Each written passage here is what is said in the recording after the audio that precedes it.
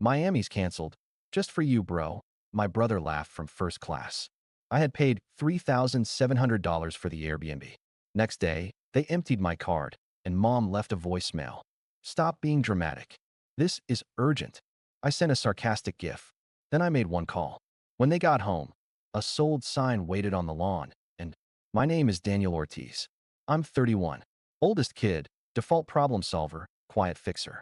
I do operations for a logistics startup, which just means I'm the guy who makes sure boxes move and people stop fighting in Slack. I rent a small apartment over a laundromat, drink diner coffee, and keep spreadsheets for everything because numbers don't lie the way people do. I'm the first to graduate college in my family. I'm also the one who bought the house my mother lives in. Don't clap. I didn't do it because I'm noble. I did it because I'm a sucker with a good credit score and a soft spot for a woman who calls me Danito when she needs something and dramatic when I ask for basic respect. My younger brother, Evan, is 27. Charismatic. Loud. He's the kind of guy who says networking like it's a personality. He's always been Mom's favorite. He's a free spirit. She says when he blows rent money on shoes. When I forget to call on a Sunday, she sighs like I kicked a puppy. 3 facts about me. I save receipts in labeled envelopes. I once paid off a $9,800 credit card balance my mother swore was an error. I think people mean it when they say thank you. It was supposed to be a family reset. For nights in Miami. Beach, food, no fights. I booked the Airbnb. I ate the $3,700 like a responsible oldest child because, quote, we'll send our parts after payday. I even built a Google Doc with activities so no one could say I didn't plan for everyone. I imagined us laughing over empanadas like we remembered how to love each other. The morning of the flight, I was at gate D14 with a neck pillow and optimism I should have left at home. My phone buzzed. Evan's name slid across the screen, photo of him doing that stupid 2-finger peace sign. He didn't even say hello. Miami's canceled. Just for you, bro, he laughed. I could hear clinking glasses and overhead chimes. We're bumping you. First class can't fit 3. Mom says you'll understand. Silence on my end. Just the rolling suitcase of the woman next to me and the gate agent saying something about Zone 1. I stood and walked to the big window where planes looked small and reasonable. What did you do, Evan? Relax. They had an offer at the counter. Upgrade for 2. Last minute. We took it. But there's a wait thing. Super boring. Anyway, don't be salty. You can catch a later one. There's a standby list. I paid for the Airbnb. I said, like an idiot who thought facts might matter. He laughed again, lower this time. Yeah, and you booked it under your account, which means you can handle check-in whenever you get there. Win-win. I pictured them, Evan grinning, Mom nodding, both waving me off like a waiter they'd already tipped. My chest felt tight in that old familiar way. Put Mom on. Busy. Pre-boarding selfies, he said. Then his voice turned smug, syrupy. Don't make this a thing, Dan. You're always so intense. Just be flexible for once. A final boarding call swallowed his words. The line hummed. Then my mother's voice cut in, bright and irritated. Daniel, please. Don't be dramatic. We're already on the jet bridge. Did you pack sunscreen? Remember you burn. Her tone said I was 5. Her size said I was a problem. Are you serious right now? Evan offered to pay for a nicer experience. Why should I argue? You know your brother. He gets opportunities. We need to support him. By leaving me? Don't guilt trip your family. She snapped so fast I could see the eye roll. If you missed this one, catch up tomorrow. It's not that deep. A gate agent waved. You could hear it in her voice. Gotta go. Love you. Click. The call died. The window in front of me reflected a version of me I didn't recognize. Jaw tight, hands gripping a crumpled boarding pass. I stared at the plane nosing toward the runway and thought, of course. Of course they did. I put my phone down. I picked it up. I typed 3 different texts to the family group chat and erased all of them. My hands shook. I swallowed it like I always do. Behind me, a kid asked his dad if Miami has dolphins. The dad answered kindly. The kid smiled like the world is an easy place. My phone buzzed again. Not a call this time, but a ping in the family chat. A photo from Evan. First class champagne. A blurry selfie of him and Mom. His caption, manifesting abundance. Daniel, grab us Cuban coffee tomorrow. I closed my eyes. Something hot crawled up my throat. Every part of me wanted to scream. Instead, I sat down and opened notes. I typed one line. Remember this feeling. I didn't know it yet, but that was the moment the story started to turn. Not when they boarded. Not when they posted. Right there, with my cheap carry-on and a gut full of quiet anger, I picked the thread I was finally going to pull. If you want to understand why this wasn't just about a flight, you have to know the ledger I was already keeping. Growing up, money was a rumor in our house. We always had enough, as long as I worked weekends and Evan had hobbies mom could brag about. I bought my own cleats in ninth grade. Evan got a drum kit for creativity. When I asked about fairness, mom said, "Don't make everything about money." In college, I ate peanut butter at midnight and learned how to stretch rice 6 ways. Evan came down twice a semester to visit and left with my hoodie and my grocery cash. Mom said he's just a kid. He was 20. I was 22. Apparently, adulthood was a sliding scale. After graduation, Dad left. One suitcase. A Facebook update. New chapter. He sent a text. Take care of your mother. Not a check. Not a plan. A sentence. Bills started arriving in stacks. Late fees bloomed like mold. The house, the small yellow one on Willow with the peeling porch, was in Mom's name, but the mortgage rate was a joke only the bank found funny.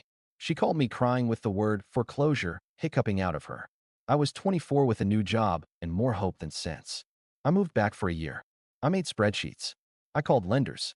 I learned that pretending to be calm is 60% of adulthood. A broker said we could refinance if someone with better credit co-signed. I did it. I signed and felt the pin bite into my finger. We saved the house. Mom hugged me and said, "You're my rock." It sounded like love. It was a sentence too. A heavy one. After that, I became the emergency contact for everything. Daniel, the fridge died. Daniel, the car needs tires. Daniel, the dentist says crowns. Receipt after receipt after receipt. I wasn't rolling in money. I just organized it. I said yes because I believed in the myth. If I kept the roof over us, eventually we'd all feel safe. If we felt safe, maybe we'd be kind. Evan called me the bank of Big Brother. Laughing, he'd show up in fresh sneakers, slap my shoulder, and say, "You know I'll pay you back when the app blows up." He never built the app. He built excuses. When I tried to draw boundaries, Mom cried, "You can't punish your family for not being as lucky." She meant Evan. He was talented. He was discovering himself. He was also taking my debit card just to grab groceries and returning it with an Uber charge at 2 a.m. There were quiet humiliations. The Christmas where Mom wrapped a sweater from Evan and whispered, "I bought it," but he picked the color. The birthday where Evan toasted me for being responsible to a fault, and everyone laughed like that was charming. I dated Lena for 2 years. She broke up with me on a Tuesday next to a sink full of meal prep containers. "I love you," she said, "but I'm not trying to build a life with a committee." She meant my family. She meant the unspoken rule that if Mom called, we left dinner. If Evan texted, I transferred. I told myself she was overreacting. Then I sat in my car and stared at the steering wheel for an hour because I knew she wasn't. The house got retitled during one of the refis. Long story, short signature.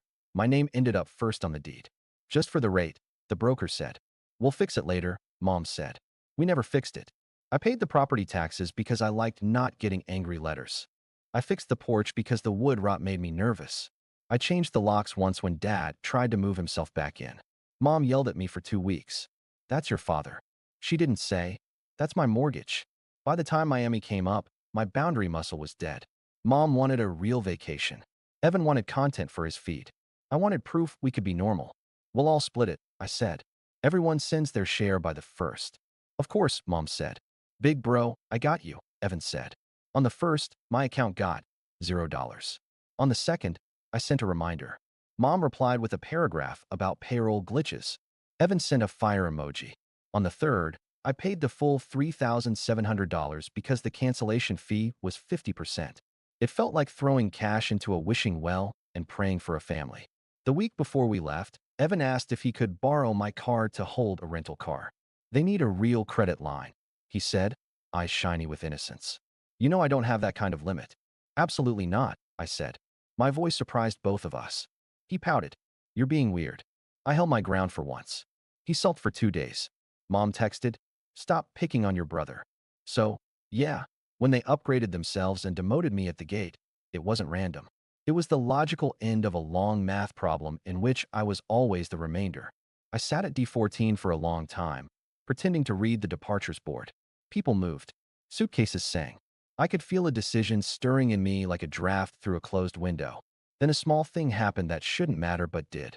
A little girl tugged her mother's sleeve and said, "Do I have a seat?" And the mom bent down and said, "Of course. You always have a seat." I wanted that sentence more than I wanted Miami. I wanted a life where I wasn't a standby passenger in my own family. I didn't call them again. I went home. I slept badly. I woke up to sunlight and something sharper. Resolve, maybe. I made coffee and opened my banking app to make sure the utilities auto pay would clear while I was supposed to be gone. That's when the next hit landed. The numbers didn't look like my numbers. My checking account balance was lower. Way lower. There were pending charges stacked like dominoes. $468.92. Luxury Wheels, LLC. $319.50. Oceanside Cabana Rentals. $222.18. MIA VIP Lounge Day Pass X2. Then a new one blinked in as I watched. $1,080. Skybar Table Minimum. My chest went ice cold. I scrolled. The card used was the backup debit tied to Apple Pay.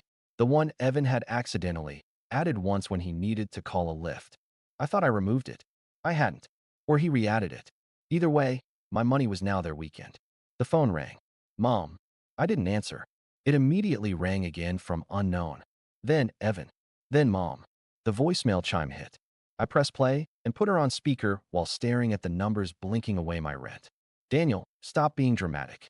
This is urgent. Mom's voice snapped, the fake sweetness stripped. The bank flagged your card, and we can't finish paying the deposit for the boat. They said you have to approve it. Call me now. Do not ruin this trip because you're sulking. Another voicemail landed. Evan laughing. Bro, chill. We put you on the reservation because your limit is clean. It's just authorizations. I'll PayPal you later. Don't be a hater. I didn't rage. Something went quiet instead. Like a theater when the lights drop before the real show. I opened our family group chat. Evan had posted a boomerang of champagne bubbles. Mom had typed, blessed. There were hearts from Tia Lily and a sun emoji from someone I barely knew. I replied with a sarcastic gif, a sloth slow clapping. It bought me 10 seconds of petty satisfaction. Then I did what I should have done years ago. I made one call. Not to them. To a realtor. Hi. I'm the owner of a single-family home on Willow Street. I said, the words tasting strange and true. I'm ready to list. Today. There was a pause. Then the warm, efficient voice people use when the commission is real. We can have a photographer by 3 and a sign-up by 5. Are you sure about the price point? I'm sure about selling, I said. Do you have other decision makers? It's just me. The next hours were a blur of signatures and emails. DocuSign pings stacked. The realtor sent comparables. I picked a number that was fair and not generous. I forwarded her the title packet, the tax receipts, the last appraisal. I pulled my own spare keys from the drawer where I kept batteries. I texted our neighbor, Mr. Patel. There will be people at the house today. Please don't be alarmed. He replied with a thumbs up and about time, which I decided to interpret as support. At noon, I called my bank's fraud line. I need to remove a device from my digital wallet and block all authorizations from Miami. The rep said the magic phrase, we've got you. They reversed pending charges and froze the card, then rushed a new one to my apartment. I changed passwords. I switched the utilities to my personal email. I moved the mortgage auto draft to a separate account only I controlled. At 2, the realtor texted a photo of a white post lodged in our brittle grass. The red for sale rider wasn't up yet. The empty sign swung in the breeze like a secret. At 3, 2 men in polos and a woman with a clipboard met me on the porch. The photographer said, can you open blinds? I moved through rooms that smelled like lemon cleaner and old arguments. Mom's knickknacks glittered in the afternoon sun. Evan's shoes, 3 pairs, were kicked under the hall bench like they owned the place. I took a box and started packing what was mine. Not because I was being cruel, because I was done leaving pieces of myself for people to misplace. By 5, the for sale sign faced the street. By 6, the listing was live. There were already 2 showing requests for the next morning. The market was hot. My anger ran hotter. At 7:12 p.m., Mom called again. Voicemail number 3. Daniel, why is the internet asking for a new login? We're trying to stream the sunset. Fix this. You know I don't understand tech. Then, sotto voce. Evan, stop laughing and get me another drink. I stared at my phone until my eyes ached. Then I put it face down and sat in the dark with the AC humming like applause. At 9:03, a text from the realtor. Full price cash offer. 14-day close. Buyer wants quick response. I signed. My fingers shook. My heart did not. It wasn't revenge. Not exactly. It was me stepping out of a trap I built with good intentions and bad boundaries. It felt like standing up in a crowded plane and finally taking a breath. Morning came like nothing had happened, except everything had. I made eggs. I fed the neighbor's cat through the fence because she yowled at 8:15 like always. I checked my email and there it was. Offer accepted. Next steps. The escrow timeline was a neat little ladder I could climb out on. At 10:22 a.m., my phone lit up like a pinball machine. Mom, why is there a sign in front of the house? Evan, a selfie, mouth open, pointing at the lawn. Caption, is this a prank? Then a voice message from Mom. I pressed play and set the phone on the table like I was dissecting something dangerous. Daniel, you better pick up this phone right now. This is insane. People are slowing down in their cars. Our neighbors are looking. Do you have any idea how embarrassing this is? Remove that immediately. Our. There. Mine. I typed. House is under contract. Close in 14 days. Start packing. She called. I answered. What is wrong with you? She screamed before hello. You don't sell a family home without consulting the family. You don't rob a family member without consulting the family, I said, voice flat. You used my card. Again. Don't be dramatic, she snapped. We were going to pay you back. When? Before or after the boat? Before or after the VIP table minimum? Silence. Then the tone switch, that syrupy bridge she uses when shouting doesn't work. Honey, listen. You know I'm not good with systems. Evan offered to handle the upgrades. He said it was just a hold. You overreacted. Evan's voice crashed through the speaker. Bro, come on. You're making us look stupid in front of the neighbors.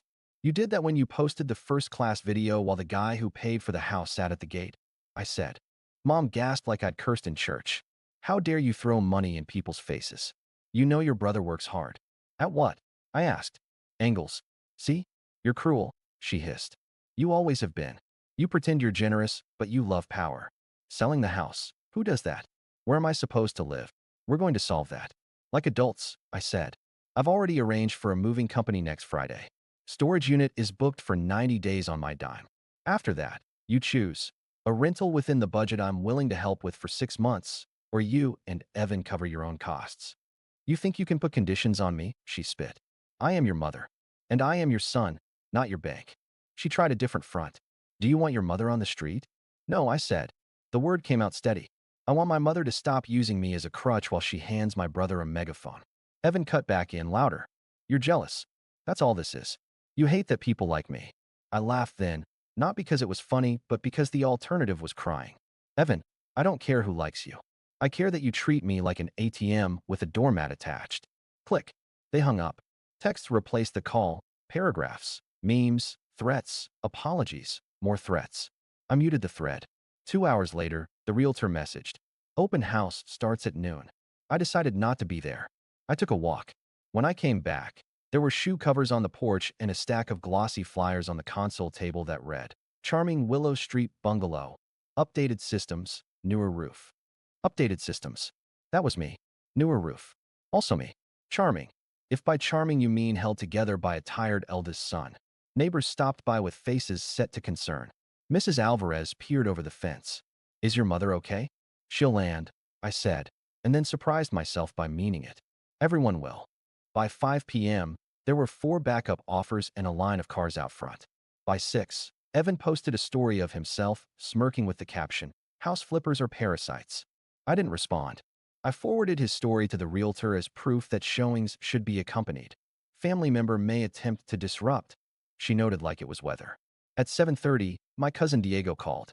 He usually stays out of the family mess because he's allergic to group chats. Dude, he said, your mom is blowing up my phone. You okay?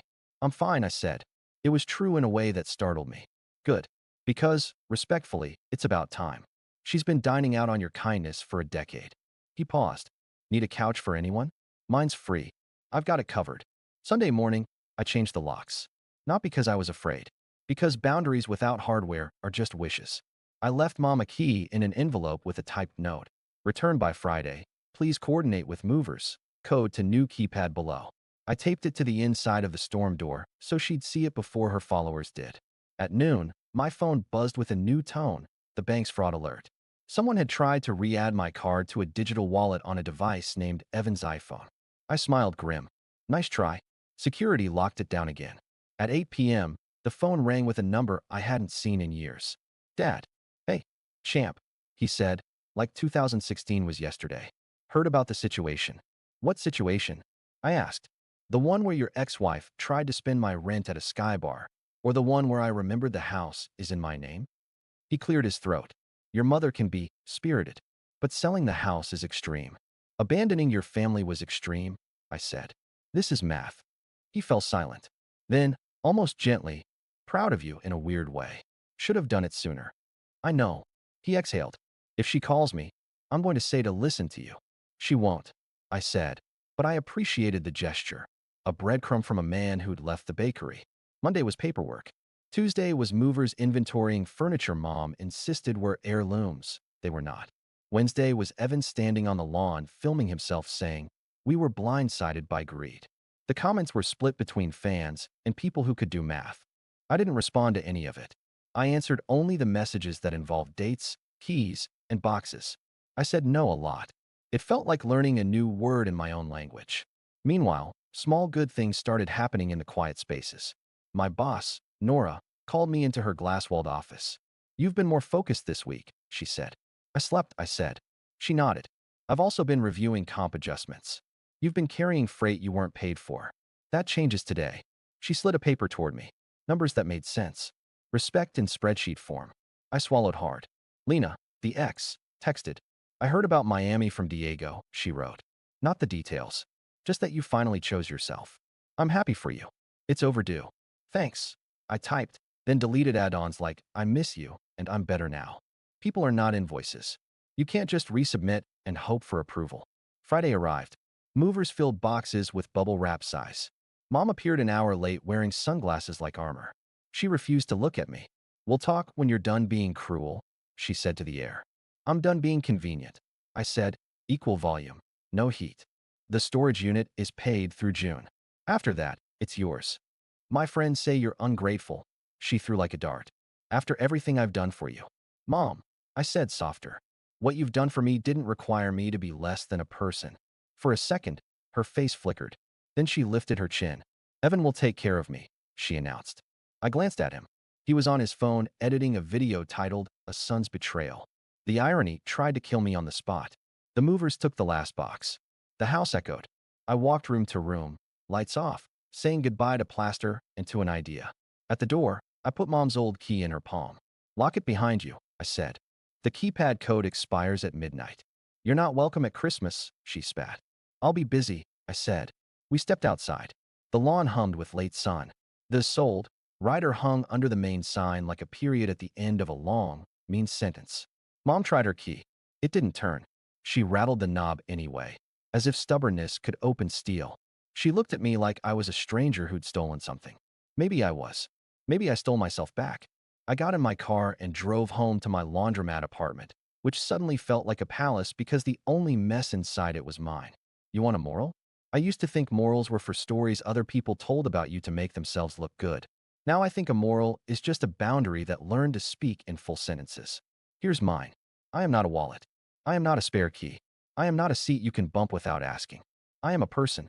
My mother is still my mother. My brother is still my brother. Those facts don't require me to be a resource. Love without limits isn't love. It's consumption.